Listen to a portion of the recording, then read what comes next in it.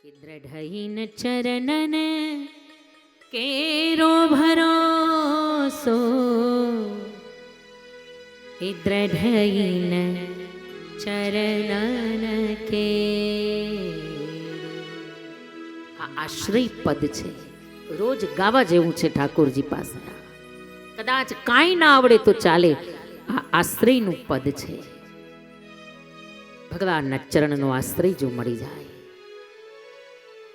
कि श्री वल्लभ एनख चंद्र छटा बिन सब जग माही अंधेरो। श्री वल्लभ नख चंद्र छटा बिन सब जग माही अंधेरो। श्री वल्लभ एनख चंद्र छटा बिन सब जग माही अंधेरो। श्री वल्लभ नख चंद्र छटा बिन सब जग माही अंधेरो। दृढ़हीन चरणन केरो ए भरोसो, दृढ़हीन चरणन के दृढ़हीन चरणन केरो भरोसो, दृढ़हीन शरणन के दृढ़हीन चरणन के दृढ़हीन चरणन केरो। दृढ़ इन चरणन केरो भरोસો, दृढ़ इन चरणन केरो। એના ચરણ સિવાય જગતમાં બીજું કાંઈ નથી. અને એ જે કરે એ મારા સારા માટે જ કરે, આવો ભરોસો, આવો દ્રઢ વિશ્વાસ જેને હોય, પછી ત્યાં કોઈ આર્ગ્યુ જ ન હોય, ત્યાં કોઈ કમ્પ્લેન ન હોય, અને ત્યાં કોઈ ડિમાન્ડ ન હોય. કારણ કે જેને ખબર છે, જેને વિશ્વાસ છે કે જે હરિ કરશે તે મમ હિતનું, એ ભરોસો જાય નહીં.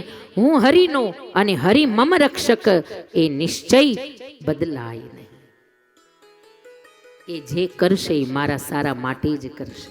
આવો દ્રઢ ભરોસો, આવો દ્રઢ વિશ્વાસ હોય ને, એના જીવનમાં ક્યારેય ફરિયાદ જ ન હોય. કારણ કે એને ખબર છે કે જે થાય છે એ એની ઈચ્છાથી થાય છે, અને જે થાય છે એ અંતે મારા સારા માટે જ હશે.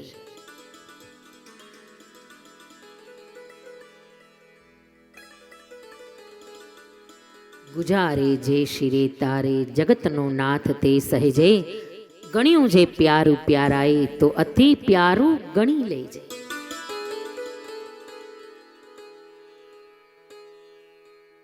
આ સંત લક્ષણ છે, આ વૈષ્ણવિતા છે સાચી, જ્યાં કોઈ માગણી નથી અને કોઈ ફરિયાદ નથી. ભગવાન જેમ રાખે, જ્યાં રાખે, જેવી રીતે રાખે, છતાંય આનંદ મારે. સુખે દુખે શમે કૃત્વા, લાભા લાભો જયા જયા. ભગવદ્ ગીતામાં કૃષ્ણ બોલ્યા, હે અર્જુન, આ સ્થિત પ્રજ્ઞની દશા છે. સ્થિત પ્રજ્ઞ કોને કહેવાય?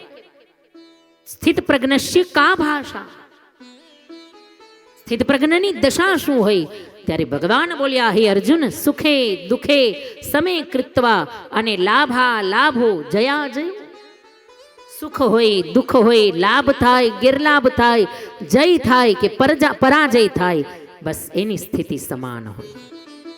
પ્રસન્નતા યાન ગતાભિષેકતસ્તથા, યા મમલા વનવાસ દુઃખતઃ. સરખી સ્થિતિ, સમાન સ્થિતિ. સુખ હોય તોય ભલે, દુઃખ હોય તોય ભલે, ક્યારેય ફરિયાદ નહીં. ને આપણે તો ભગવાનના દર્શન કરવા જઈએ, હાવ હાચું કે જો ખાલી દર્શન કરવા જઈએ છીએ, કાં તો કંઈક માગણી લઈને ગયા હોઈએ ને કાં તો કંઈક ફરિયાદનું લિસ્ટ લઈને ગયા હોઈએ. હા, ખાલી દર્શન કરવા જતા હોય તો ધન્યવાદ, खाली भगवान माटे. भगवान से चाहने वाले तो बहुत हैं, पर भगवान को चाहने वाले तो कोई कोई मिल जाते हैं. कोई नरसिंह मेहता जेवा, कोई जलाराम जेवा, कोई मीराबाई जेवा, कोई सखुबाई जेवा, कोई कोई मળી જાય संतो के जे भगवान ने चाहे छे. भगवान थी कई नहीं जोतु, भगवान से कुछ नहीं चाहिए, बस भगवान को ही चाहते हैं. सुदामा जेवा કે જેને માન નથી, અપમાન નથી, અને જેને કોઈ હરામમાં ધ્યાન નથી, તો મને ગોતન હારન ત્યાં મળજો. ઓલા દીન સુદામાની ઝૂંપડી, ઓલા દીન સુદામાની ઝૂંપડીએ કાંઈ જોતું નથી જીવન ભગવાન પાસેથી. બસ જેમ રાખે એ મંજૂર, જ્યાં રાખે એ મંજૂર. આ સાચી ભક્તિનો પ્રકાર છે.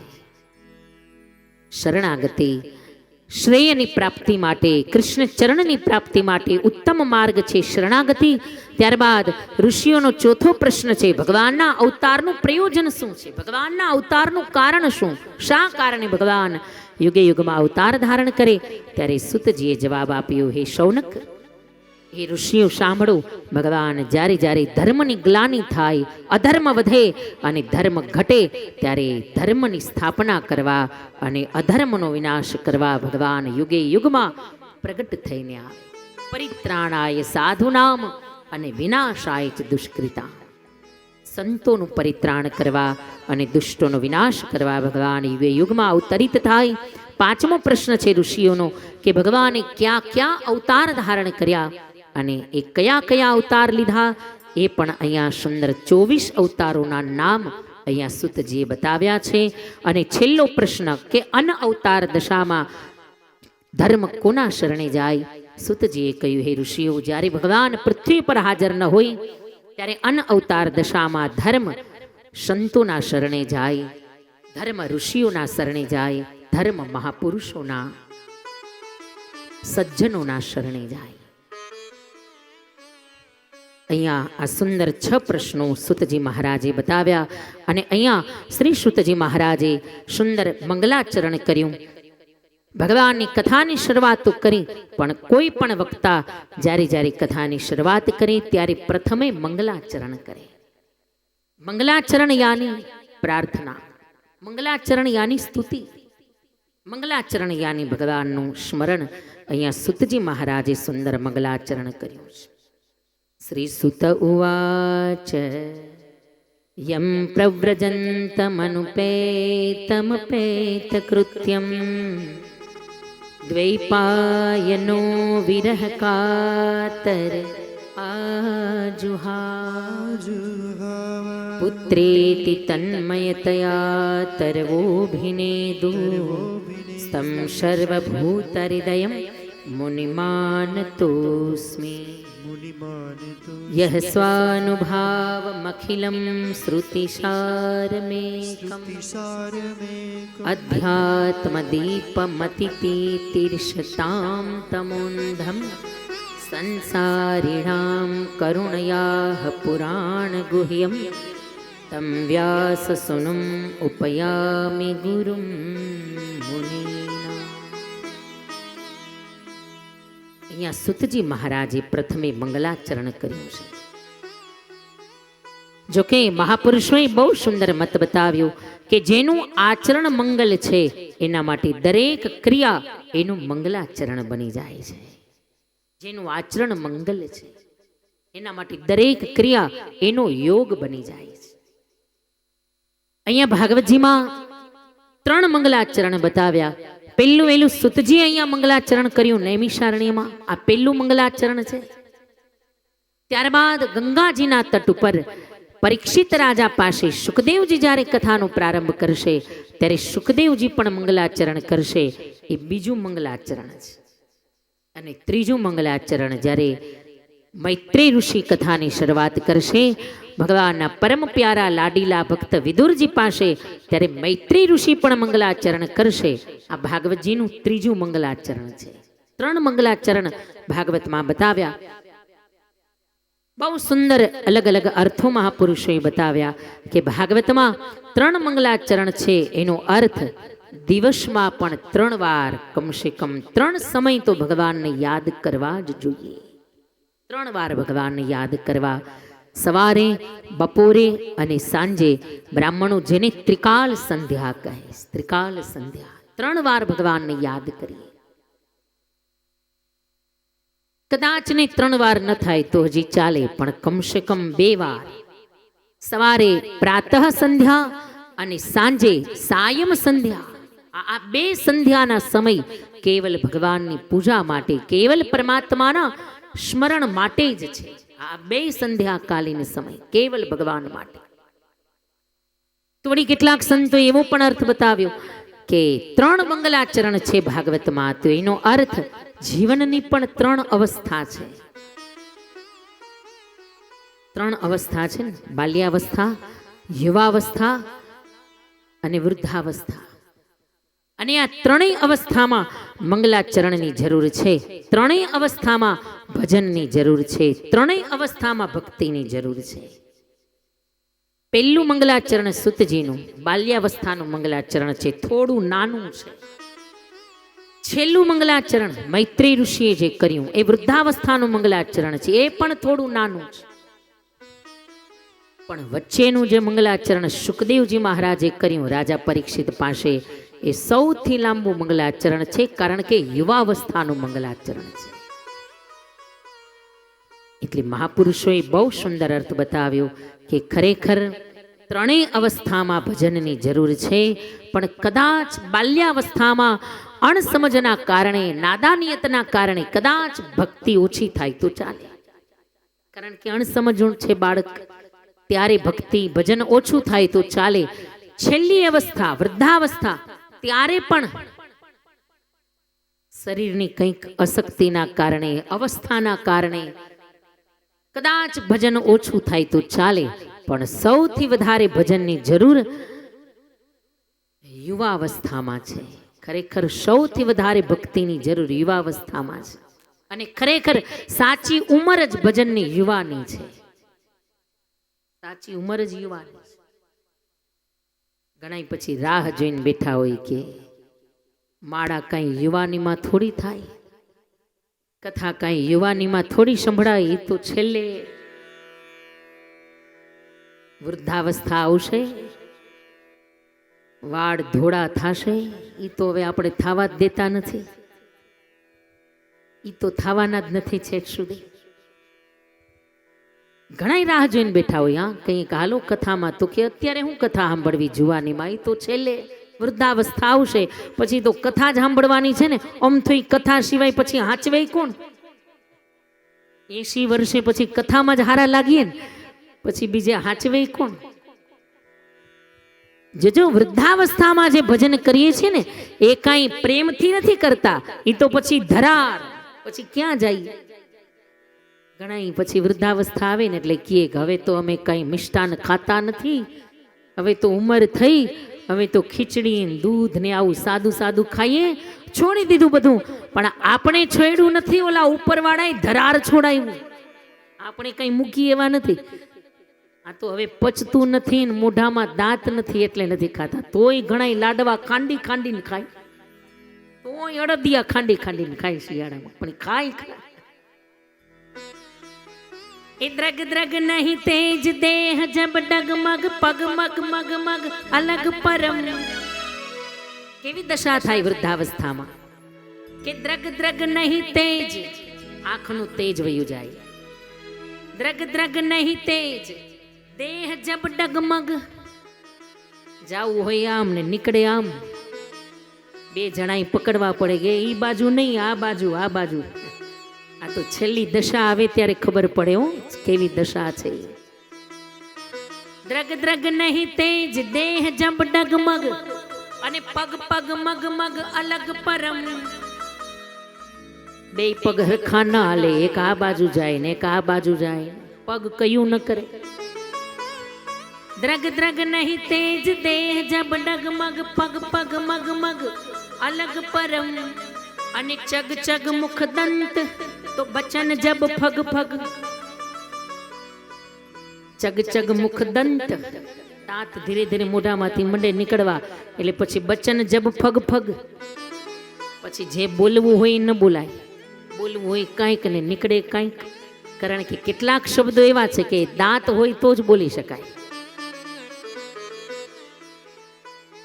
બચન જબ ફગ ફગ, એવી દશા છે વૃદ્ધાવસ્થામાં.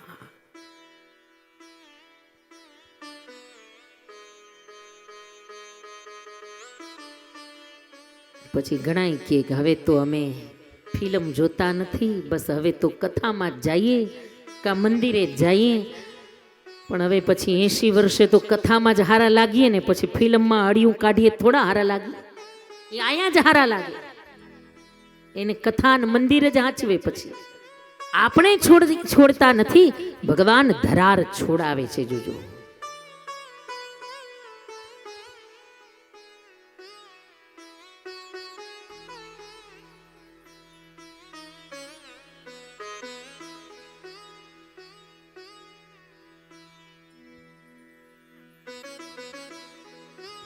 રામ ને ભજી લ્યો સીતા, રામ ને ભજી લ્યો તારો, આ 84 નો ફેરો મટી જાય રે માયલા. આરે કાયાનો હિંડોળો રચ્યો ને ડગમગ ડોલા ખાય રે માયલા. વૃદ્ધ થયા ને પછી માળા લીધી હાથમાં, પણ વારે વારે ઝોલા એ ખાય રે માયલા. એ રામ ને ભજી લ્યો સીતા, રામ ને ભજી લ્યો તારો, 84 નો ફેરો મટી જાય રે માયલા. વૃદ્ધાવસ્થા તો અમસ્થી પછી ભક્તિની જ ઉંમર છે, ભજનની જ ઉંમર છે. વૃદ્ધાવસ્થામાં તો અમસ્થી પછી એ જ કરવાનું છે.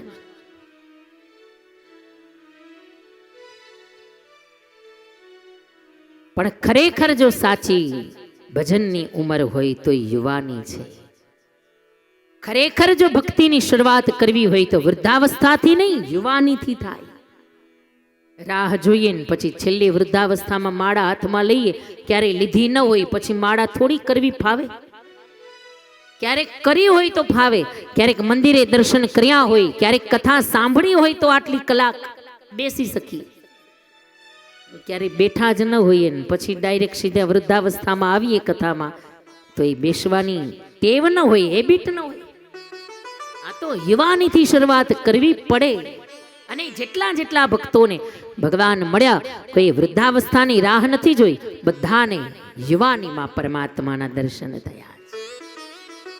યુવાનીથી, બાળપણથી, બાલ્યાવસ્થાથી ભક્તિની શરૂઆત કરી. નરસિંહ મહેતાએ બાલ્યાવસ્થાથી, તુકારામે બાલ્યાવસ્થાથી, જલારામે બાલ્યાવસ્થાથી, અરે મીરાબાઈ બાલ્યાવસ્થાથી ભજનની શરૂઆત કરી. અને યુવાન થયા ને ત્યાં તો એવી લગની લાગી ગઈ, ऐसी लागी लगन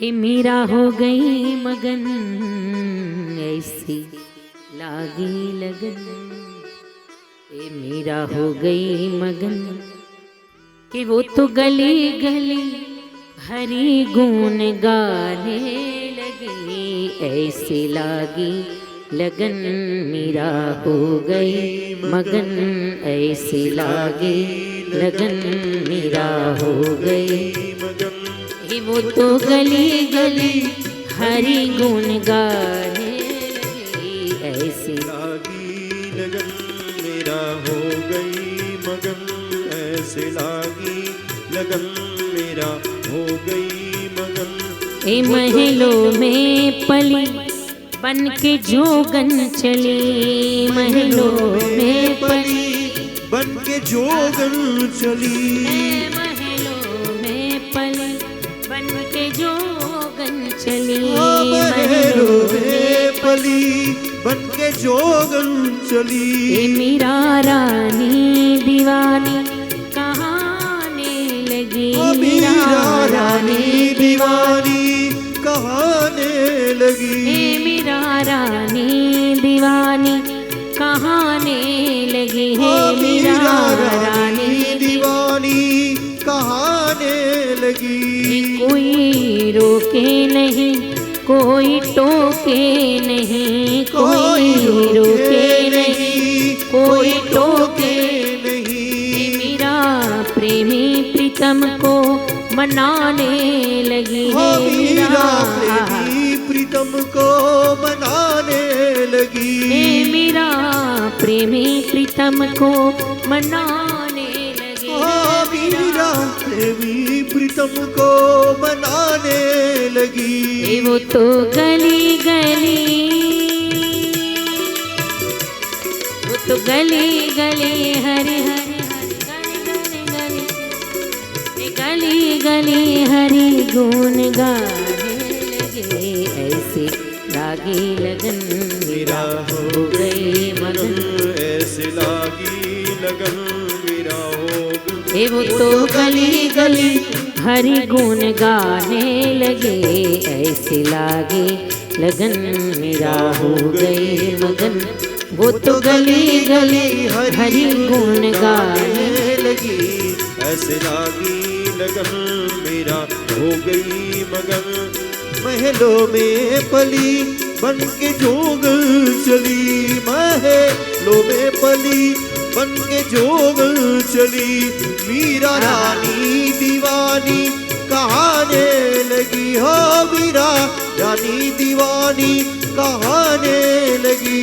वो कोई रोके नहीं, कोई टोके नहीं, कोई रोके नहीं, कोई टोके नहीं। मेरा सागर में सरिता समाने लगी है, मेरा सागर में सरिता समाने लगी है, मेरा सागर में सरिता समाने लगी, मेरा सागर में सरिता समाने लगी है, मेरा सागर में सरिता समाने लगी।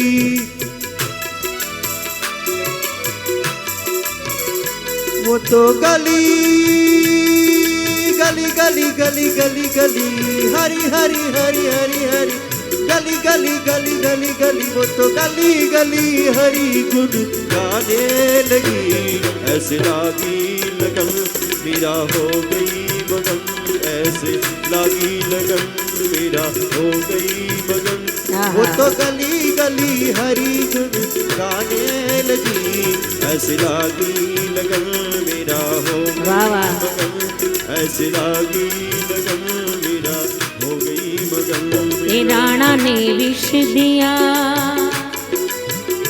तो मानो अमृत पिया, राणा ने विष दिया मानो अमृत पिया, राणा ने विष दिया मानो अमृत पिया, राणा ने विष दिया मानो अमृत पिया। मेरा प्रेमी प्रीतम को मनाने लगी, मेरा प्रेमी प्रीतम को मनाने लगी, मेरा गोविंद गोपाल गाने लगे, मेरा गोविंद गोपाल गाने लगी, मेरा गोविंद गोपाल गाने लगी, मेरा गोविंद गोपाल गाने लगी। वो तो गली गली, वो तो गली गली हरी गुन गली गली हरी गाने लगे, ऐसे लागे लगन मेरा हो गई मगन, वो ऐसे लागी लगन मेरा हो गई मगन, ऐसे लागे लगन मेरा हो गई मगन, वो ऐसे लागी लगन मेरा हो गई मगन। वो तो गली गली हरि गुण गाने लगे, ऐसी लागी लगन मेरा हो गई मगन, मेरा हो गई मगन, मेरा हो गई मगन, हे मेरा हो गई मगन, हे मेरा मेरा हो गई मगन, मेरा हो गई मगन।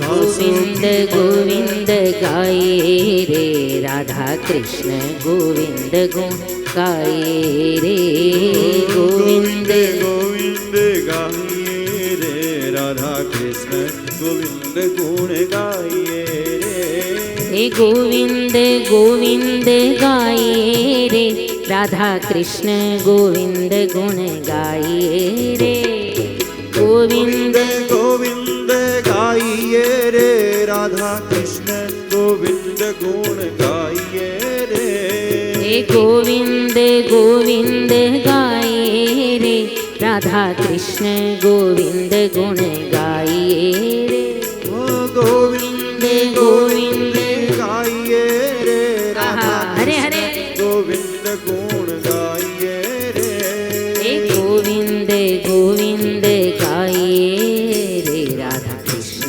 गोविंद गुण गाए रे, गोविंद गोविंद गाइए रे राधा कृष्ण गोविंद गुण गाइए रे,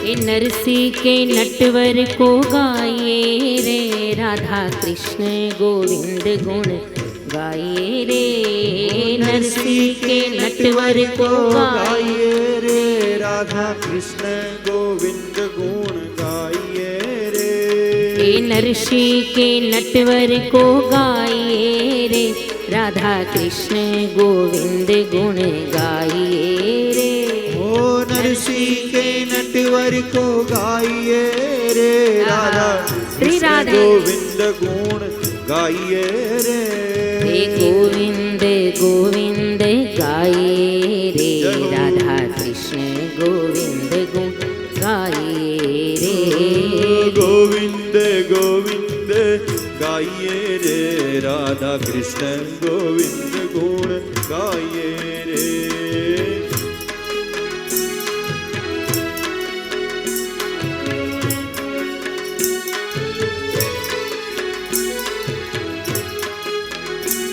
वाह वाह वाह गोपी मंडळ वाह, हरे हरे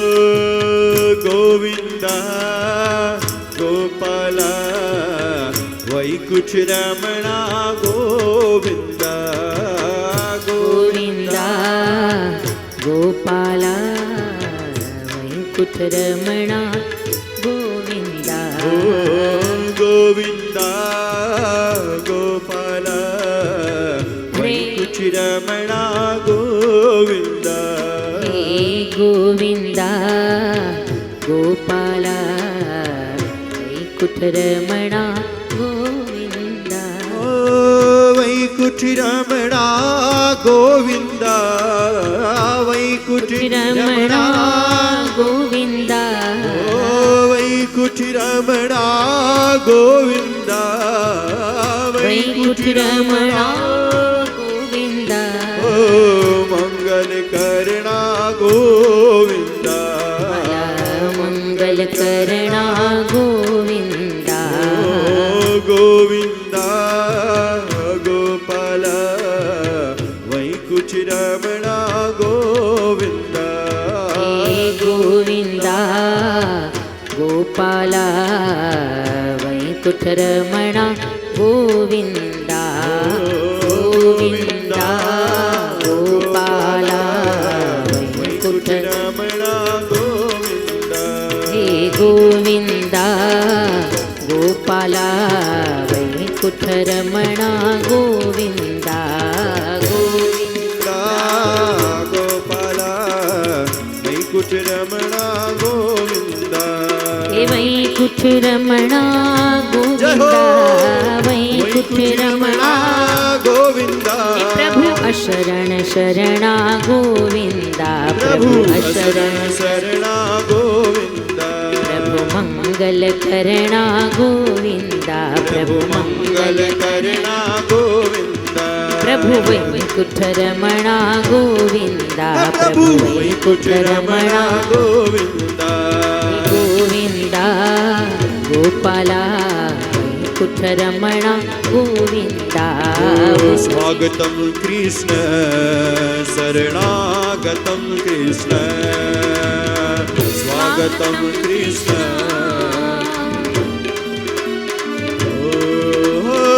સ્વાગતમ શુભ સ્વાગતમ શરણાગતમ કૃષ્ણ સ્વાગતમ શુભ સ્વાગતમ શરણાગતમ કૃષ્ણ સ્વાગતમ કૃષ્ણ શરણાગતમ કૃષ્ણ સ્વાગતમ કૃષ્ણ શરણાગતમ કૃષ્ણ હરે સ્વાગતમ કૃષ્ણ શરણાગતમ કૃષ્ણ શરણાગતમ કૃષ્ણ શરણાગતમ કૃષ્ણ શરણાગતમ કૃષ્ણ શરણાગતમ કૃષ્ણ બોલો કૃષ્ણ કનૈયા લાલ કી જય બાંકે બિહારી લાલ લાલ કી જય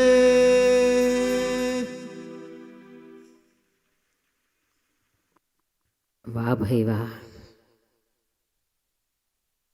આ ખરેખર લગ્ન લાગે તો જ ઊભું થઈ શકાય હો રમવા માટે બાકી તો એકબીજાની રાહ જોવે કે એલી તું ઊભી થા તો હું થાઉં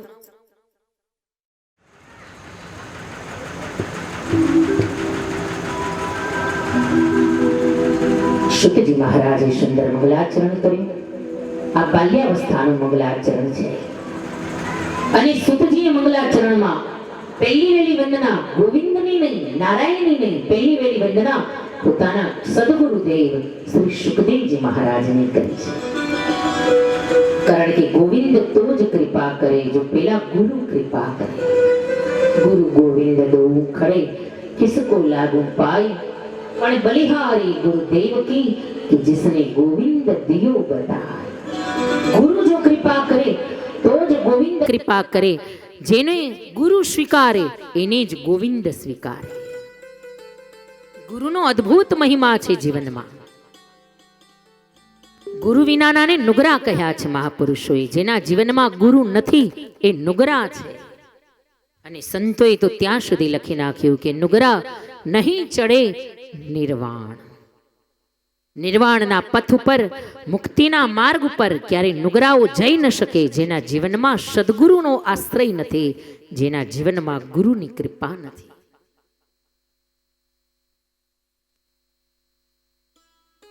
સુખદેવજીની વંદના કરી સુતજી જે સુતજીના ગુરુ જે સદગુરુ છે અને એવા સુખદેવજીની વંદના કરી કેવા કે જે જન્મજાત બૈરાગી છે 16 વર્ષ સુધી માના ઉદરમાં રહ્યા સુખદેવજી મહારાજ 16 વર્ષ સુધી માના ઉદરમાં રહ્યા અને રોજ પિતા વ્યાસજી સુખદેવને સમજાવે હે બેટા હવે તું જન્મ લઈને બહાર આવ હે દીકરા તું જન્મ લઈને બહાર આવ રોજ સમજાવે એકવાર સુખદેવજીએ માના ગર્ભમાંથી જવાબ આપ્યો મહારાજ તમે મને રોજ આજ્ઞા કરો છો જન્મ લઈને બહાર આવ જન્મ લઈને બહાર આવ પણ મહારાજ મને બીક લાગે છે આ માયાની જેવો જન્મ લઈને બહાર આવીશ ને એટલે આ માયા મને પકડશે આ માયાએ કોઈને મૂક્યા નથી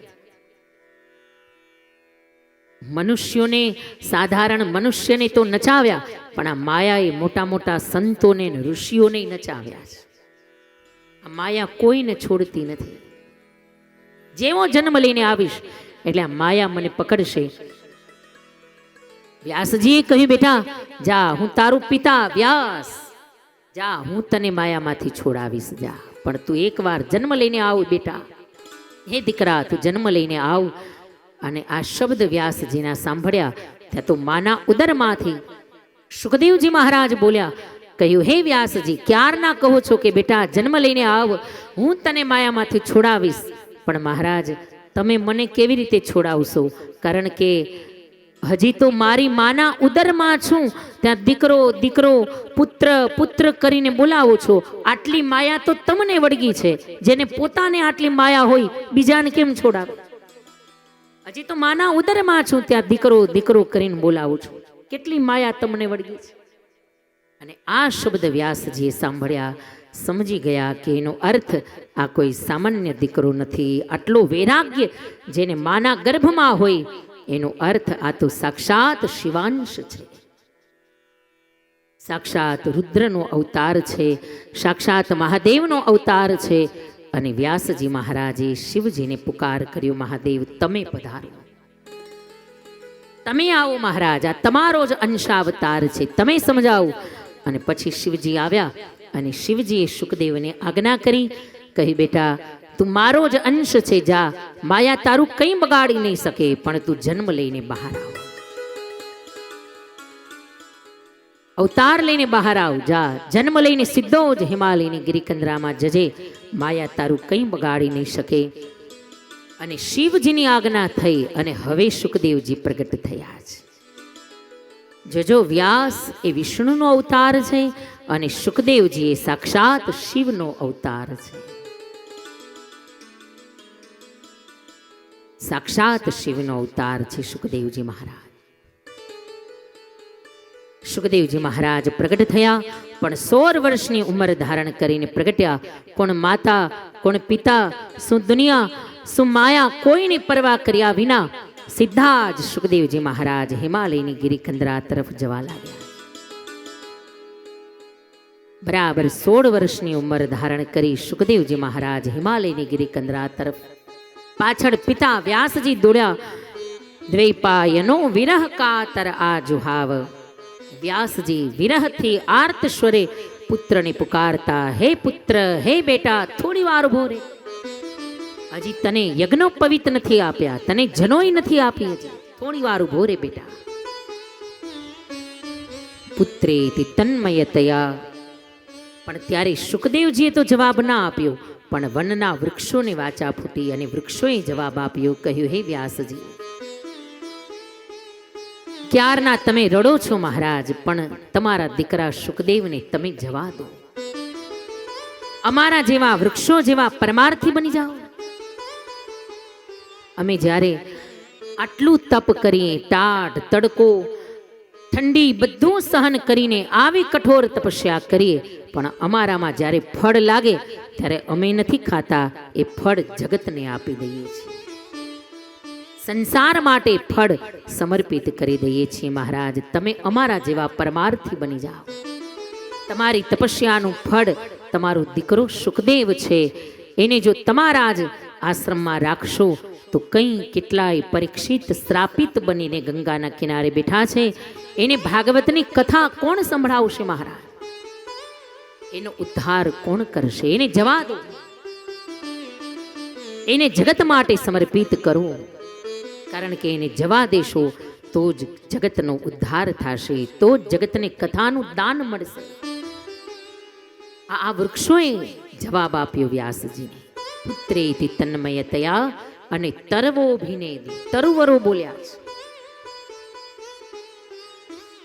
અને શુકદેવજી મહારાજ સીધા જ હિમાલયની ગિરિકંદરામાં ગયા. અહીંયા સુતજીએ વંદના કરી, પણ એવા શુકદેવની વંદના કરી કે જે જન્મજાત વૈરાગી છે, એવા સદગુરુની વંદના કરી. અને અહીંયા ત્યારબાદ શ્રી સુતજી મહારાજે નારાયણની વંદના, વ્યાસજીની વંદના કરી. નારાયણમ નમસ્કૃત્યમ નરમ ચૈવ નરોત્તમમ દેવીમ સરસ્વતીમ વ્યાસમ ઓર તતો જય મુદીરે. નારાયણની વંદના કરી, વ્યાસજીની વંદના, સરસ્વતીની વંદના. અને અહીંયા વંદના કર્યા બાદ શ્રી સુતજી મહારાજ હવે ઋષિઓના મુખ્યતઃ જે 6 પ્રશ્નો હતા, એ 6 પ્રશ્નમાંથી 5ના જવાબ આપણે સાંભળ્યા. એક જવાબ હજી બાકી છે. એક પ્રશ્નનો જવાબ બાકી છે. ઋષિએ પ્રશ્ન કર્યો હતો, મહારાજ ભગવાન કયા કયા અવતારો ધારણ કરે છે, કયા કયા અવતારો લઈને પરમાત્મા પધાર્યા? અને અહીંયાથી 24 અવતારોના અહીંયા માત્ર ખાલી નામ બતાવ્યા. એની કથા તો આગળ આવશે કે કઈ કઈ રીતે ભગવાન પ્રગટ્યા, કઈ કઈ લીલા કરી અવતારોમાં, પણ અહીંયા માત્ર 24 અવતારોના નામ. બરાબર સાંભળજો.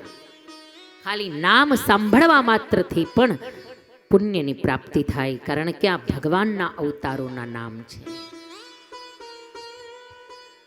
24 અવતાર જે ભાગવતજીમાં બતાવ્યા છે.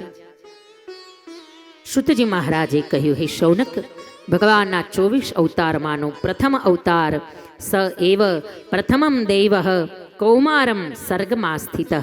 પહેલો અવતાર છે ભગવાનનો કૌમાર અવતાર, યાની કે જે સનત કુમારો 4 થયા, આ ભગવાનનો પહેલો અવતાર છે. બરાબર સાંભળજો.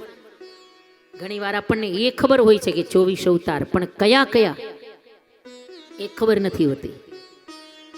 યાદ રહી એટલે યાદ રાખજો. બાકી ભાગવતજીમાં પણ છે 24 અવતારો. પહેલો અવતાર કૌમાર સર્ગ, યાની કે સનત કુમારો, જે 4 કુમારો છે, આ ભગવાનનો પ્રથમ અવતાર છે.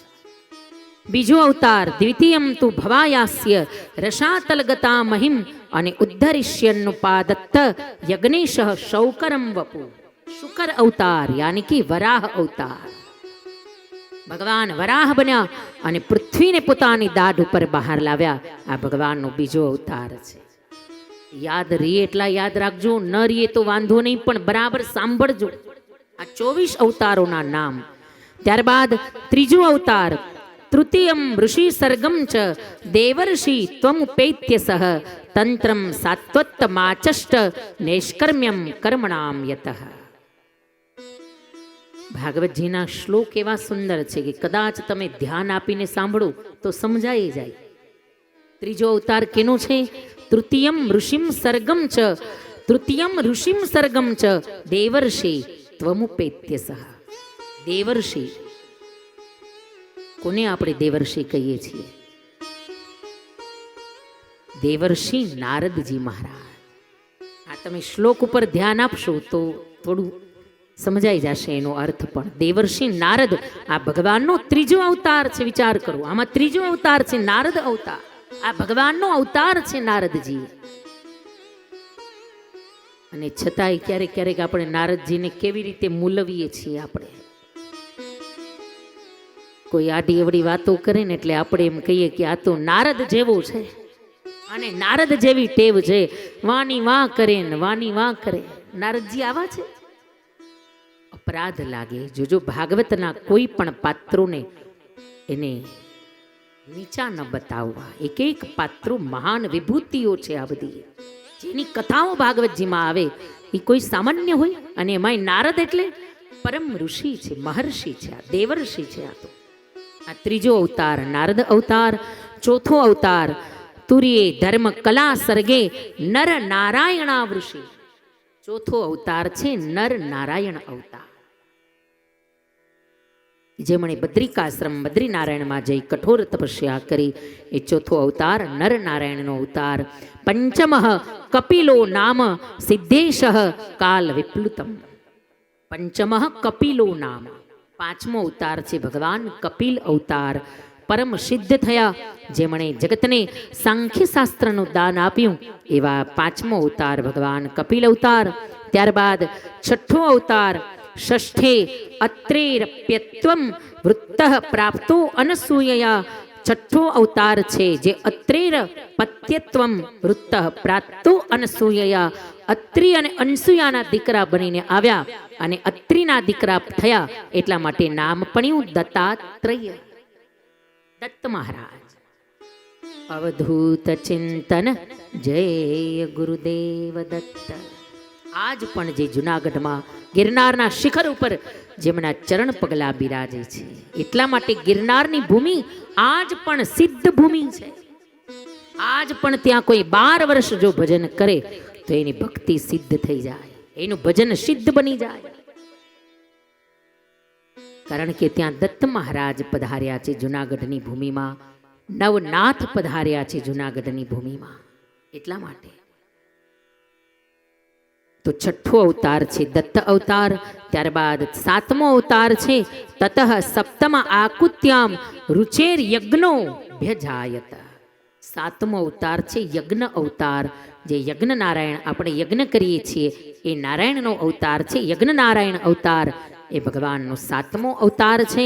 એની આગળ બધી કથાઓ પણ આવશે, અત્યારે ખાલી નામ આપ્યા છે. ત્યારબાદ અષ્ટમે મેરુદેવ્યામ તુ નાભેર જાત ઉરુક્રમ અને દર્શયન વર્તમધીરાણામ સર્વાશ્રમન નમસ્કૃતમ. આઠમો અવતાર છે ઋષભદેવ અવતાર, જે જૈન તીર્થંકરો માના પ્રથમ તીર્થંકર થયા ઋષભદેવજી. એ આઠમો અવતાર થયો ભગવાનનો. ત્યારબાદ નવમો અવતાર ઋષિભીર યાચિતો ભેજે નવમમ પાર્થિવમ વપુ, જેમણે પૃથ્વીનો નિગ્રહ કર્યો એવા ભગવાન પૃથુનારાયણ થયા. નવમો અવતાર થયો પૃથુનારાયણ અવતાર. ત્યારબાદ દસમો અવતાર રૂપમ સ જગૃહે માત્સ્યમ, મત્સ્ય અવતાર, વિશાળ મહામત્સ્ય બનીને ભગવાન સમુદ્રમાં પ્રગટ થયા. એ મત્સ્ય નારાયણનો અવતાર થયો. ત્યારબાદ અહીંયા આગળનો અવતાર જે બતાવ્યો એ સુંદર સુરા સુરાણામ મુદધિમ મથ્નનામ મંદરાચલમ દદ્રે કમઠ રૂપેણ પૃષ્ઠ એકાદશે વિભોહો. આ 11મો અવતાર છે ભગવાનનો. કયો? જ્યારે મંદરાચલને મથતા હતા, પર્વત મંડ્યો સમુદ્રમાં ખૂંપવા, ત્યારે પર્વતને નીચે આધાર આપવા માટે ભગવાન વિશાળ કાચબાનું રૂપ લઈને પ્રગટ્યા. એ કચ્છપ અવતાર 11મો અવતાર છે ભગવાનનો. ત્યારબાદ ધાનવંતરમ દ્વાદશમ, ત્યારબાદ અમૃતનો ઘડો લઈને જે સમુદ્રમાંથી નીકળ્યા એ ભગવાન ધન્વંતરી દ્વાદશમ. આ 12મો અવતાર છે ભગવાનનો, ધન્વંતરી અવતાર. ત્યારબાદ ભગવાન મોહિની રૂપ ધારણ કરીને પ્રગટ થયા. એ 13મો અવતાર છે ભગવાનનો. અને ત્યારબાદ ચતુર્દશમ નારસિંહમ, 14મો અવતાર છે ભગવાનનો. નરસિંહ બનીને ભગવાન થંભમાંથી પ્રગટ થયા. એ 14મો અવતાર. ત્યારબાદ પંચદશમ વામનકમ, વામન બનીને ભગવાન પ્રગટ થયા. એ ભગવાનનો 15મો અવતાર છે. ત્યારબાદ 16મો અવતાર છે અવતારે ષોડશમે પશ્યમ બ્રહ્મદ્રુહો નૃપાન, જે બ્રાહ્મણ કુલમાં બ્રાહ્મણ કુલ શિરોમણી બનીને પ્રગટ થયા. એવો 16મો અવતાર ભગવાન પરશુરામજી મહારાજ થયા, જે બ્રાહ્મણ કુળ શિરોમણી થયા છે. ત્યારબાદ 17મો અવતાર તતઃ સપ્તદશે જાતઃ અને સત્યવત્યામ પરાશરા. સત્યવતી અને પરાશર દ્વારા જે પ્રગટ થયા એવા જેમણે ભાગવતની રચના કરી અને અનેક વેદોના વિભાજન કર્યા, એવો 17મો અવતાર એટલે વ્યાસ અવતાર. સાક્ષાત વ્યાસજી મહારાજ આ અવતાર છે ભગવાનનો. કોઈ સામાન્ય ઋષિ, સામાન્ય સાધુ, સામાન્ય સંત નથી. સાક્ષાત અવતાર ભગવાનનો વ્યાસજી. ત્યારબાદ 18મો અવતાર ભગવાનનો નરદેવત્વ માપન્ન સુર કાર્ય ચિકીર્ષયા અને સમુદ્ર નિગ્રહાદિને ચક્રે વીર્યાણ્યત્યઃ પરમ. એવા ભગવાન 18મો અવતાર થયો છે રામાવતાર. ભગવાન મર્યાદા પુરુષોત્તમ રામચંદ્ર બનીને પ્રગટ થયા રઘુવંશમાં. એ 18મો અવતાર. ત્યારબાદ 19મો અવતાર એકોનવિંશો વિંશતિ મે વૃષ્ણિષુ પ્રાપ્ય જન્મની અને રામકૃષ્ણાવિતિ ભુવો. ભગવાન હરત ભરમ. આ 19મો અને 20મો અવતાર. એમાં 19મો અવતાર છે રામ યાની બલરામ, અને 20મો અવતાર છે રામકૃષ્ણાવિતે. રામ એટલે બલરામ, અને 20મો અવતાર સાક્ષાત ભગવાન કૃષ્ણચંદ્ર જે યદુવંશમાં પ્રગટ થયા. એ 20મો અવતાર ભગવાનનો કૃષ્ણાવતાર. ત્યારબાદ 21મો અવતાર છે તતઃ કલો સંપ્રવૃત્તે सम्मोहाय સુરદ્વિષામ અને બુદ્ધો. ભગવાન બુદ્ધ અવતાર. બુદ્ધો નામના જનસૂતઃ કીકટેશુ ભવિષ્યતે. ભગવાન બુદ્ધાવતાર એ ભગવાનનો 21મો અવતાર થયો. અને 22મો અવતાર હવે થશે, હજી થયો નથી. 22મો અવતાર હવે થશે. અહીંયા લખ્યું છે ભાગવતજીમાં, ક્રમમાં જ આ બધી કથા બતાવી છે. અને અહીંયા 22મા અવતાર રૂપે કયા ભગવાન પ્રગટ થશે? જ્યારે હળાહળ કલયુગ આવશે ત્યારે અથાસો યુગ સંધ્યાયામ દસ્યુ પ્રાયેસુ રાજસુ અને જનિતા વિષ્ણુ યશસો નામના કલ્કીર જગતત્પતિ. કયો અવતાર બાકી છે? હજી 22મું કલ્કી નારાયણ. આ હળાહળ કલયુગ જ્યારે આવશે ત્યારે વિષ્ણુ યશ નામના બ્રાહ્મણને ત્યાં સંભલ નામના ગ્રામમાં ભગવાન કલ્કી નામના નારાયણ વિષ્ણુ યશ નામના બ્રાહ્મણને ત્યાં પ્રગટ થઈને આવશે. આ 22 અવતારની અહીંયા સંખ્યા બતાવી. હવે 23 અને 24 આ બે અવતારોમાં થોડો મતાંતર છે. જેમાં 3 અવતારો બતાવ્યા, એમાંથી કોઈ પણ 2 આ 23માં અને 24માં અવતારમાં લઈ શકાય. એમાં એક તો ભગવાનનો હંસ અવતાર થયો, એને પણ આ 23માં અને 24માં અવતારમાં લઈ શકાય. બીજો એક અવતાર ભગવાનનો થયો છે હયગ્રીવ અવતાર. હયગ્રીવ જેની કથા ભાગવતજીમાં નથી પણ શ્રીમદ દેવી ભાગવતમાં છે કે જ્યારે એક હયગ્રીવ નામનો અસુર હતો અને એણે મા ભગવતીની કઠોર ઉપાસના કરી. માતાજી પ્રસન્ન થયા. માંગ, હે હયગ્રીવ, શું આપું? હયગ્રીવ નામના અસુરે કહ્યું, માં મને અમર બનાવી દો, મરવું નહીં. માતાજીએ કહ્યું, મૂર્ખો થામા, અમર જગતમાં કોઈ નથી, મરવું તો પડે, કાંઈક બારી રાખવી પડે, કાંઈક બહાનું રાખવું પડે, બાકી મરવું તો પડે. બીજું કંઈક વરદાન માંગ.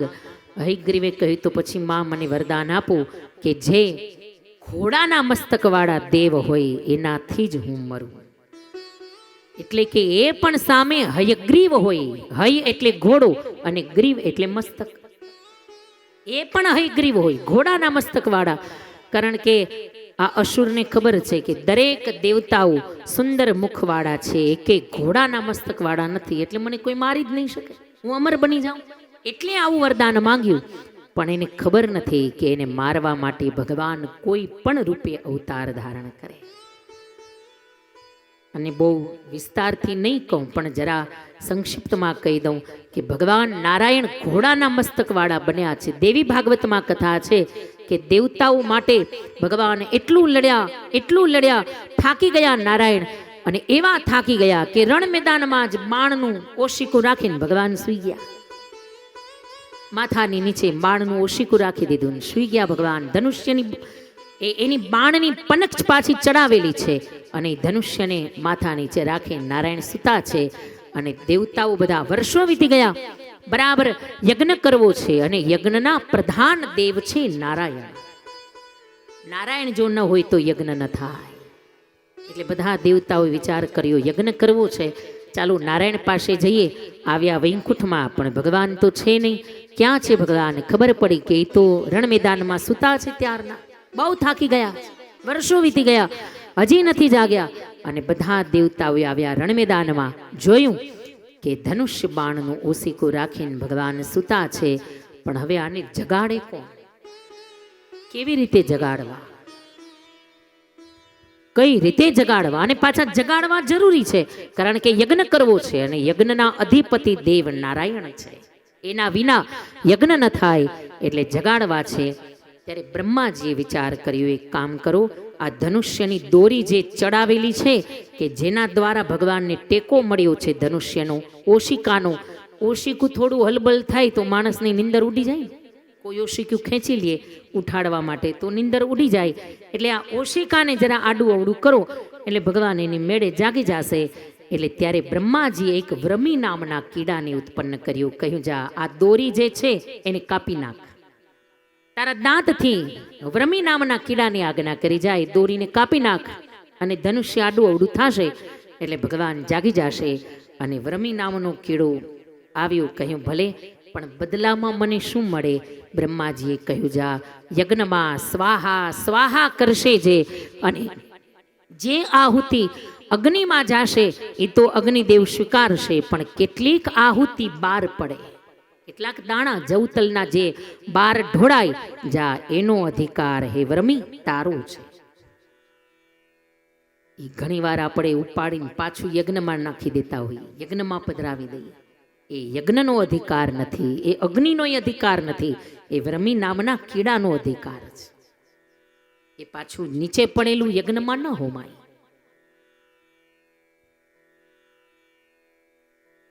વ્રમીએ કહ્યું, ભલે મહારાજ, અને બરાબર ભગવાન સૂતા છે ને વ્રમી નામનો કીડો આવ્યો અને ધીરે ધીરે એ જે પનચ છે ધનુષ્યની દોરી ચડાવેલી છે એ દોરીને કાપી, અને જેવી દોરી કાપી ત્યાં તો દોરી એવી ઉછળી અને એવો ભયંકર કડાકો થયો, અને કડાકો જ્યાં થયો દેવતાઓની આંખો બંધ થઈ ગઈ, એવું તેજ ફૂટ્યું.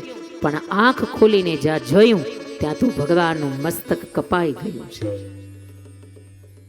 નારાયણનું મસ્તક ધડથી અલગ થઈ ગયું અને મસ્તક ઉડીને પડી ગયું સમુદ્રમાં. નારાયણનું ધડ છે, મસ્તક નથી. એ દોરી તૂટી એવી રીતે આ બધાને એમ કે ખાલી ભગવાન જાગી જશે, પણ ત્યાં તો જાગવાને બદલે ભગવાનનું મસ્તક કપાઈ ગયું. તમામ દેવતાઓ રડવા લાગ્યા, પુકાર કરવા લાગ્યા, કેમ આવું થયું? ત્યારે બ્રહ્માજી બધાને આશ્વાસન આપ્યું કે જે થયું છે એની પાછળ કંઈક કારણ હોવું જોઈએ, તો જ આવું થાય. આવું જેના દ્વારા આ આખી સૃષ્ટિ ચાલે છે એ કારણભૂતા માં ભગવતી જગદંબાને પુકાર કરીએ, માતાજીને એના શરણે જઈએ. એ કંઈક શું કારણ છે આનું, એ કારણ માં ભગવતી બતાવશે. અને માતાજીની જ્યાં પ્રાર્થના કરી ભગવતી પ્રસન્ન થયા, પ્રગટ થયા. કહ્યું, હે બ્રહ્મા, ચિંતા ન કરો, જે થયું છે મારી જ ઈચ્છાથી થયું છે. જાઓ હવે આ યજ્ઞનો જે અશ્વ છે, જે ઘોડો છે, એ ઘોડાનું મસ્તક નારાયણ ઉપર રાખો અને મારી કૃપા દ્રષ્ટિ કરું અને અશ્વવાળા મુખવાળા નારાયણ ફરી પાછા સજીવન થશે. હવે એ હયગ્રીવ થશે. અને કારણ કે આ થવાનું જ હતું, આ થવું જ જોઈએ, તો જ હયગ્રીવ નામનો જે અસુર છે એ મરે. એટલા માટે આ બધી મારી લીલા ચાલે. જાઓ અશ્વનું મસ્તક નારાયણ ઉપર રાખો. અને બ્રહ્માજી એ અશ્વનું મસ્તક લાવ્યા, નારાયણ ઉપર રાખ્યું, અને માતાજીએ જ્યાં કૃપા દ્રષ્ટિ કરી ત્યાં ભગવાન બોલીએ શ્રી હયગ્રીવ ભગવાન. અને એ હયગ્રીવને માર્યા. એ અસુર પણ ઘોડાના મસ્તક વાળો અને ભગવાન પણ ઘોડાના મસ્તક વાળા, એટલે નામ પડ્યું હયગ્રીવ. કેટલીક કથા ભાગવતજીમાં ન હોય તો કોઈ પણ અન્ય ગ્રંથોમાં પણ હોય તો ખરા, એનું કંઈક તો રહસ્ય હોય.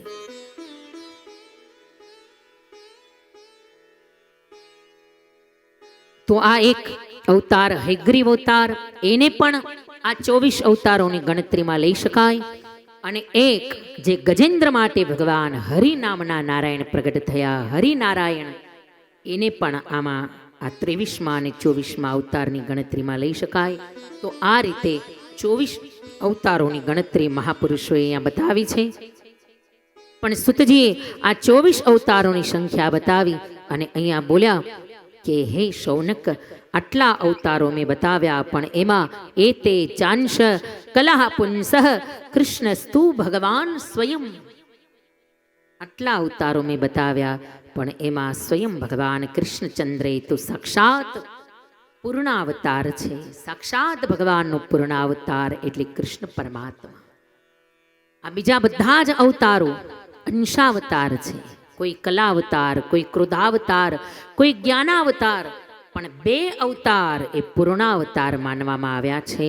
એક તો રામાવતાર અને બીજો કૃષ્ણાવતાર. આ 2 અવતાર પૂર્ણાવતાર. રામજીએ પણ લગભગ બધી જ લીલાઓ કરી, પ્રાગટ્યથી લઈને બાલ લીલા, લગ્ન લીલા, યુદ્ધ લીલા, અંતે રાજ્ય લીલા અને અંતે સ્વધામ ગમનની લીલા.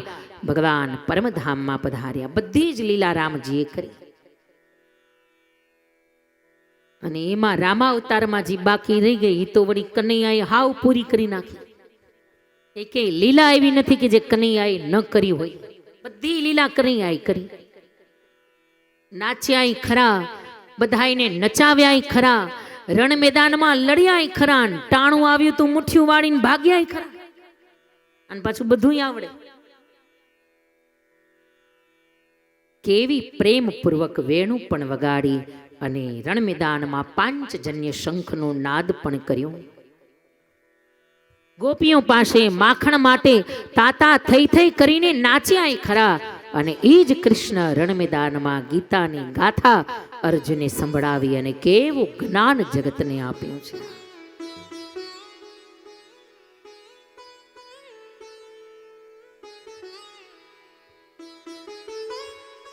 કૃષ્ણસ્તુ ભગવાન સ્વયં.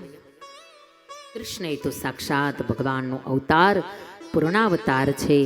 હે ઋષિઓ, હે શૌનક, હું તમને ભાગવતની કથા સંભળાવું. તમે હમણાં પ્રશ્ન કરતા હતા કે થોડા જ દિવસોમાં સુંદર મુક્તિનું દાન આપે એવા કોઈ ગ્રંથની કથા સંભળાવું. તો એવો તો એક જ ગ્રંથ છે, ઇદમ ભાગવતમ નામ और पुराणम ब्रह्म संहितम उत्तम श्लोक चरितम चकार भगवान ऋषि. इदम भागवतम नाम, એ ગ્રંથનું નામ છે શ્રીમદ ભાગવત. ઇદમ ભાગવતમ નામ અને પુરાણમ બ્રહ્મ સંહિતમ. એવો સુંદર ગ્રંથ, એવી સુંદર કથા હે ઋષિઓ, હે શૌનક, હું તમને સંભળાવવા જઈ રહ્યો ભાગવતની કથા. અને ભાગવતનું નામ પડ્યું એટલે અહીંયા શૌનકાદી ઋષિઓએ 88,000 ઋષિઓએ પ્રશ્ન કર્યો, મહારાજ હે સુતજી, જે ભાગવતની કથા તમે સંભળાવવા જઈ રહ્યા છો, પણ એ ભાગવતની કથા સંભળાવું એ પહેલા અમારા 3 પ્રશ્નો છે. જોજો, કથાનું પ્રાગટ્ય એના મૂળમાં પ્રશ્નોત્તરીથી થયું છે. ઋષિએ પ્રશ્ન કર્યા અને એના જવાબમાં આખી ભાગવતની કથા આખા જગતને મળી. પણ મૂળમાં પ્રશ્ન છે, અને પ્રશ્ન કેવા? જિજ્ઞાસા પરક છે. પ્રશ્ન કોઈને કરવા, પણ પરીક્ષા કરવા માટે નહીં, શંકા માટે નહીં, સંશય માટે નહીં, અથવા તો કોઈને નીચા બતાવવા માટે નહીં. ઘણા પ્રશ્ન કરે, ખરેખર જો સાચા હોય તો કયો આનો જવાબ શું છે? કાં તો પ્રશ્ન માટે, કાં તો એની પરીક્ષા કરવા માટે પ્રશ્ન કરે, અને કાં તો જાણવા માટે પ્રશ્ન કરે કે આ કેટલામાં છે, આનામાં કેટલું જ્ઞાન છે. પહેલા તો કોઈનો પરીક્ષા કરવાનો અધિકાર આપણો નથી. પરીક્ષા કોણ કરે? કે જે પરિપૂર્ણ છે, જે પોતે પરિપૂર્ણ છે, એ બીજાની પરીક્ષા કરી શકે. હા, પ્રશ્ન કરીએ, પણ એમાં જિજ્ઞાસા હોવી જોઈએ કે મને નથી ખબર, મારે જાણવું છે, મને કંઈક તમારી પાસેથી નાવીન્ય પ્રાપ્ત થાય, મને આ વસ્તુ નથી ખબર, એટલે મને કહો, મને માર્ગદર્શન આપો. એ પ્રશ્નમાં જિજ્ઞાસા હોવી જોઈએ. અહીંયા ઋષિઓએ કહ્યું, સુતજી, અમારા પ્રશ્ન છે જેમાં જિજ્ઞાસા છે કે જે ભાગવતની કથા તમે સંભળાવવા જઈ રહ્યા છો, એ ભાગવતની રચના કોણે કરી? સુત મહાભાગ વદનો વદતામ વર કથામ ભાગવતીમ પુણ્યામ યદાહ ભગવાન છુકઃ કસ્મિન યુગે પ્રવૃત્તેયમ સ્થાને વા કેન હેતુના કુતઃ સંચોદિતઃ કૃષ્ણઃ કૃતવાન સંહિતામ મુનિઃ તસ્ય પુત્રો મહાયોગીન સમદ્રંગ નિર્વિકલ્પકઃ એકાંત મતિ રુન્નિદ્રો ગૂઢો મૂઢ ઇવેયતે. અહીંયા ઋષિઓના 3 પ્રશ્નો છે કે હે સુતજી, જે ભાગવતની કથા તમે સંભળાવવા જઈ રહ્યા છો, એ ભાગવતની રચના કોણે કરી?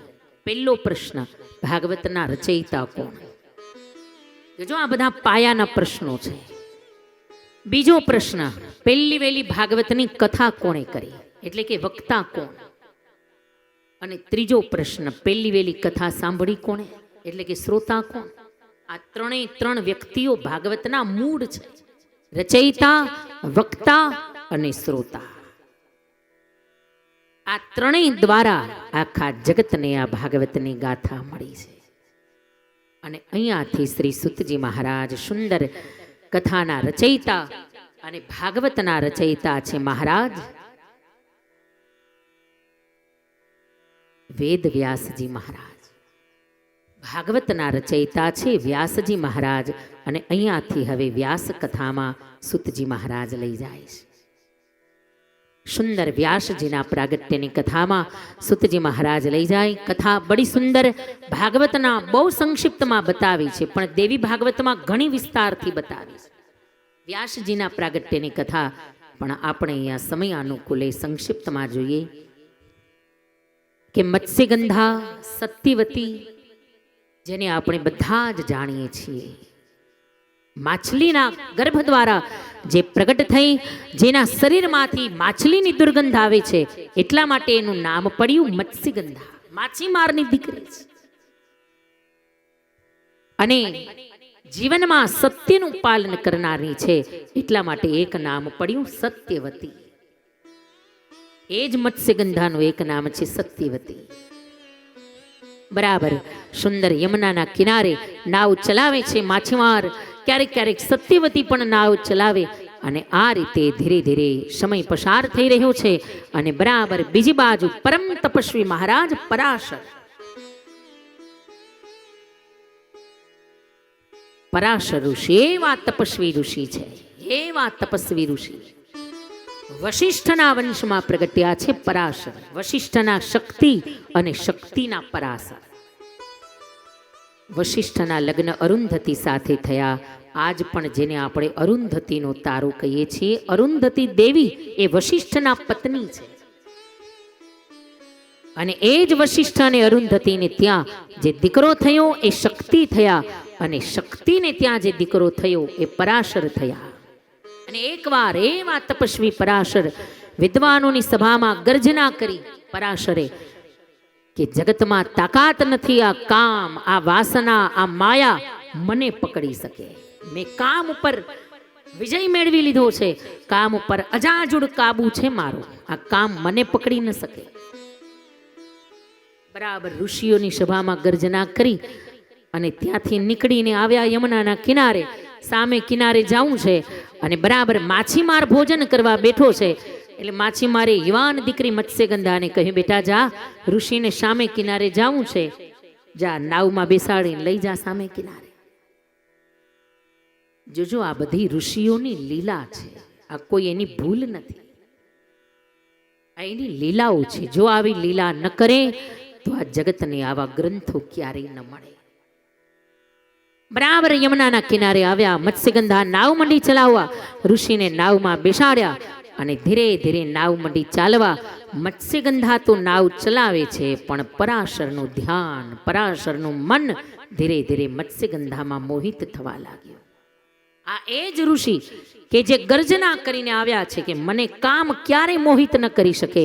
અને એ જ ઋષિ પરાશર એક માછીમારની દીકરીની સુંદરતામાં મોહિત થઈ ગયા. અને પરાશરે કહ્યું, દેવી મારા પ્રેમનો તમે સ્વીકાર કરો. મત્સ્યગંધાએ કહ્યું, પણ મહારાજ તમે તપસ્વી ઋષિ છો અને હું એક માછીમારની દીકરી, અને મારા શરીરમાંથી માછલીની દુર્ગંધ આવે છે. ઋષિએ કહ્યું, જાઓ, મારા આશીર્વાદ છે, હવે પછી તમારા શરીરમાંથી કસ્તુરીની સુગંધ નીકળશે. 1 યોજન સુધી કસ્તુરીની સુગંધ આવશે. એટલે પછી નામ પડ્યું યોજન ગંધા. 1 યોજન સુધી કસ્તુરીની સુગંધ નીકળશે. આવા આશીર્વાદ આપ્યા ઋષિએ. સત્યવતીએ કહ્યું, પણ મહારાજ ચારે બાજુ કિનારે બધા લોકો ઊભા છે અને અત્યારે તમે મારો સ્વીકાર કરો એ યોગ્ય નહીં મહારાજ. દિવસ છે, વળી બધા લોકો જુએ છે, આ સમય યોગ્ય નથી. પરાશરે કહ્યું, પણ દેવી કોઈ ન જોવે એવી વ્યવસ્થા હું કરું, કારણ કે અત્યારનો સમય એવો અદ્ભુત સમય ચાલે છે કે આ સમયે તમે જો મારી શક્તિનો સ્વીકાર કરશો તો એ શક્તિ દ્વારા એવો દીકરો જગતને મળશે કે જે આખા જગતનો જગત ગુરુ બનશે. આ જ સમય અનુકૂળ છે. અને એ જ સમયે પરાશરે કિનારે કોઈ લોકો જે ઊભા છે જોઈ ન શકે એટલા માટે એવી ધુમ્મસ પ્રગટ કરી. એ પેલા ધુમ્મસ નહોતી, આ ધુમ્મસ પરાશરે પ્રગટ કરી. બાજુમાં કોઈ ઊભું હોય તોય ન દેખાય એવી ધુમ્મસ પ્રગટ કરી અને વરદાન આપ્યું, હે મત્સ્યગંધા જાઓ, તમારું કૌમાર્ય વ્રત અખંડ રહેશે અને મારી શક્તિનો તમે સ્વીકાર કરશો તો જાઓ, એવો દીકરો તમારે ત્યાં થશે કે જે આખા જગતનો જગતગુરુ બનશે, સાક્ષાત નારાયણનો અવતાર થશે, એવો દીકરો તમારે ત્યાં પ્રગટ થશે. અને એ જ નાવમાં પરાશર અને મત્સ્યગંધાનું મિલન થયું. પછી તો મત્સ્યગંધા ગર્ભવતી થયા. ધીરે ધીરે સમય મંડ્યો વીતવા અને બરાબર એ યમુનાજીના કૃષ્ણ નામના દ્વીપની અંદર એ સત્યવતીએ મત્સ્યગંધાએ સુંદર સમયે, સુંદર મુહૂર્તમાં સુંદર દીકરાને જન્મ આપ્યો. અને એ જ દીકરો, એ જ સાક્ષાત જગતની અંદર જે પૂજનીય બન્યા, જેણે આટલા ગ્રંથો જગતને આપ્યા, એ જ સત્યવતી નંદન પરાશરના દીકરા કોણ થયા? બોલીએ શ્રી વ્યાસ ભગવાન કનૈયાને કી. આ એ જ પરાશર અને મત્સ્યગંધાના દીકરા એટલે વ્યાસજી મહારાજ. જો પરાશર લીલા ન કરે તો તમને ન મને ભાગવતની ગાથા જેમણે આપી એવા વ્યાસજી જગતને ક્યારેય ન મળે. આ તો ઋષિઓની બધી લીલાઓ છે ભાઈ. અને પાછા વ્યાસજી પ્રગટ્યા એ દિવસ કયો છે?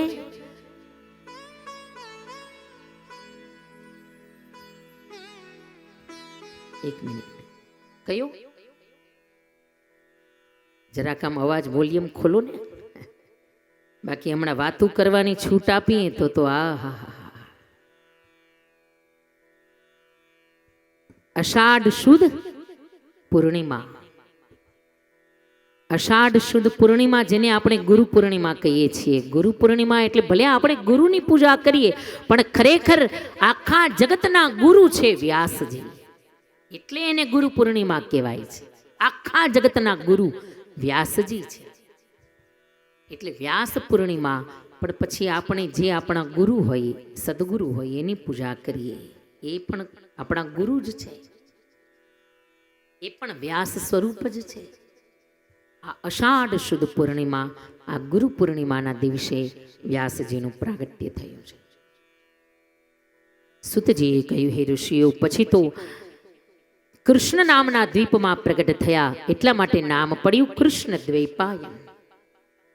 વળી બોરડીના ખરેલા પાંદડાઓ ખાઈ ખાઈ અને કઠોર તપસ્યા કરી અને આ બધા ગ્રંથોની રચના કરી, એટલા માટે એક નામ પડ્યું બાદરાયણ વ્યાસ. અને વિસ્તાર કર્યો એટલે નામ પડ્યું વ્યાસ. સત્યવતી નંદન પરાશર નંદન વ્યાસજી મહારાજ. પછી તો વેદોના વિભાજન કર્યા વ્યાસજી. નહીતર યજ્ઞ કાર્ય બહુ કઠિન હતું, અતિશય કઠણ, પણ વેદોના વિભાજન વ્યાસજીએ કર્યા છે. 4 વિભાજન કર્યા વેદોના, અને અલગ અલગ વ્યક્તિને વેદ આપ્યા અને યજ્ઞ કાર્યને બહુ સરળ બનાવ્યા. યજ્ઞમાં 4 વ્યક્તિની જરૂર પડે. પહેલા વેલા તો હોતા એટલે કે યજમાન, જે સ્વાહા સ્વાહા કરીને આહુતિ આપે એ હોતા યજમાન. હોતા બીજા અધ્વર્યું એટલે કે યજમાન ઉભા ન થઈ શકે યજ્ઞમાંથી, પણ એને કાંઈ જોતું હોય અથવા તો યજ્ઞનો અગ્નિ શાંત થઈ જાય તો એ અગ્નિને પ્રજ્વલિત કરે એવા ઉપાચાર્ય પદે જે બેઠા હોય ભૂદેવ, એને અધ્વર્યું કહેવાય. હોતા અધ્વર્યું. ત્રીજા ઉદગાતા એટલે કે આચાર્ય, યજ્ઞના આચાર્ય, જે બ્રાહ્મણ હોય આચાર્ય, એ ઉદગાતા. અને ચોથા બ્રહ્મા. કોઈ પણ યજ્ઞ હોય એમાં બ્રહ્માજીની સ્થાપના તો હોય ને હોય જ.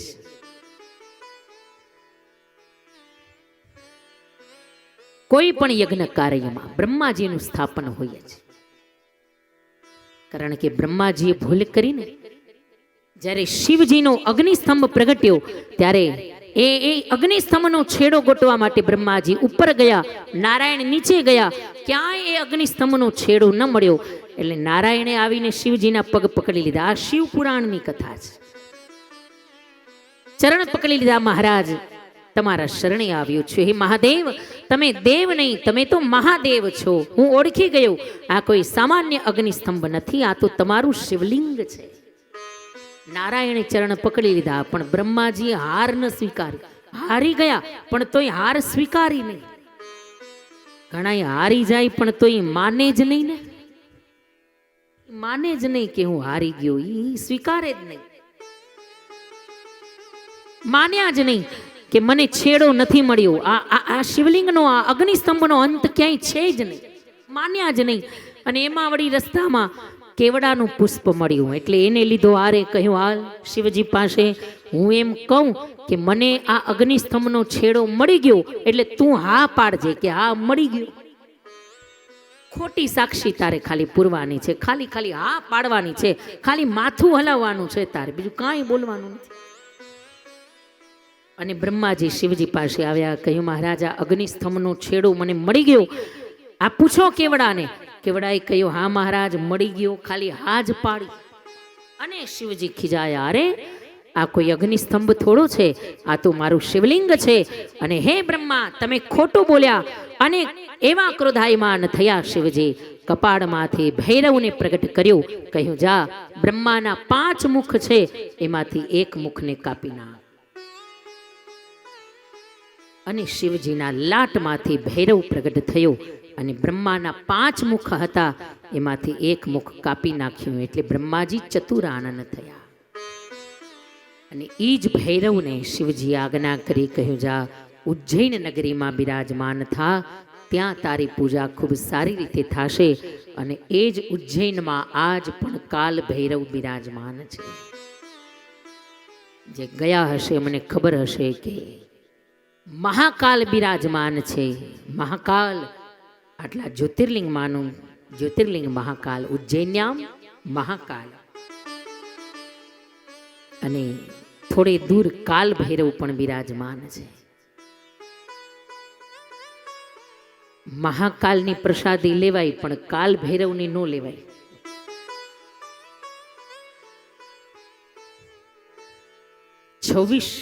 ફેબ્રુઆરીથી ત્યાં સુંદર શિવ પુરાણની કથા છે ઉજ્જૈનમાં.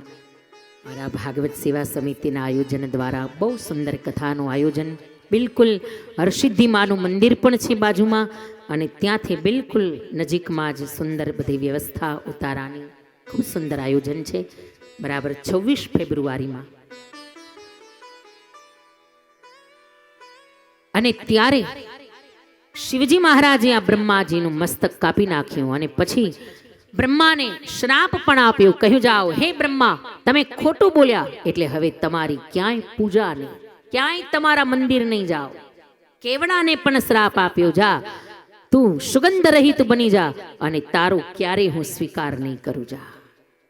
કેવડાને શ્રાપ આપી દીધો. કેવડાએ કહ્યું, પણ મહારાજ, મેં તો ખાલી માથું જ હલાવ્યું. શિવજીએ કહ્યું, માથું પણ ખોટામાં હલાવ્યું ને, ખોટી વાતમાં માથું ન હલાવવું. ખરેખર જો હિંમત હોય, સાચી વાત કહેવાની જો હિંમત હોય તો સાચી વાત કરવી, બાકી ખોટી વાતમાં સાક્ષીએ ન આપવી તો એની સજા મળે. કેવડાને શ્રાપ આપ્યો, બ્રહ્માજીને શ્રાપ આપ્યો, પણ પછી તો બંને શિવજીના શરણે આવ્યા, મહાદેવની પ્રાર્થના કરી, મહાદેવ કૃપા કરો. અને ત્યારે શિવજીએ કેવડાને કહ્યું, જા, આમ તો તારો સ્વીકાર ક્યારેય નહીં કરું, પણ આખા વર્ષમાં એક દિવસ તારો સ્વીકાર કરીશ, જેને આપણે કેવડા ત્રીજ કહીએ છીએ. એ કેવડા ત્રીજના દિવસે કેવડાનો સ્વીકાર શિવજી મહારાજ કરે, અને એ દિવસે જે મને કેવડો ચડાવશે એના ઉપર શિવજી અતિશય પ્રસન્ન થશે. કેવડાને વરદાન આપ્યું. બ્રહ્માજી શરણે આવ્યા, મહારાજ, મારું એક મુખ તો કાપી નાખ્યું, પણ તમે મને એવો શ્રાપ આપ્યો કે ક્યાંય મારી પૂજા નહીં, ક્યાંય મારા મંદિર નહીં. ત્યારે શિવજીએ કહ્યું, જા, 1-2 જગ્યાને બાદ કરતા તમારા મંદિર ક્યાંય સ્થાપિત નહીં થાય, પણ હા 1-2 જગ્યાએ તમારા મંદિરની સ્થાપના થશે. અને એમાંનું એક એટલે કે પુષ્કર. પુષ્કરમાં બ્રહ્માજીનું મંદિર છે. અને બીજું ખબર છે, બીજું ખેડ બ્રહ્મા. ખેડ બ્રહ્મામાં પણ બ્રહ્માજીનું મંદિર છે. આ 2 જગ્યાને બાદ કરતા લગભગ વિશેષ ક્યાંય બ્રહ્માજીના મંદિર બહુ જોવા નથી મળતા. પણ શિવજીને પ્રાર્થના કરી બ્રહ્માજી, એટલે શિવજીએ કહ્યું, હે બ્રહ્મા, જાઓ, બીજે ક્યાંય તો તમને ભાગ નહીં મળે, પણ જાઓ, યજ્ઞ કાર્યની અંદર તો તમારી સ્થાપના થશે, થશે ને થશે. જાઓ, યજ્ઞમાં તમને હું સ્થાપન આપું છું, યજ્ઞમાં તમને ભાગ આપું છું. ત્યારથી બ્રહ્માનું સ્થાપન યજ્ઞમાં તો કરવું જ પડે. સફેદ વસ્ત્ર ઉપર બ્રહ્માજીની સ્થાપના હોય, અને બ્રહ્માજીની જ્યાં સ્થાપના હોય ત્યાંથી આડું ક્યારેય ન ઉતરી શકાય, કારણ કે બ્રહ્માજી બરાબર સુપરવિઝનનું કામ કરે છે. બ્રહ્માજી જ્યાં બેઠા હોય ને, બેઠા બેઠા બરાબર વિધિ જુએ છે કે વિધિ બરાબર થાય છે કે નહીં. એટલે એની આડું ન ઉતરાય જ્યાં બ્રહ્માજીની સ્થાપના હોય.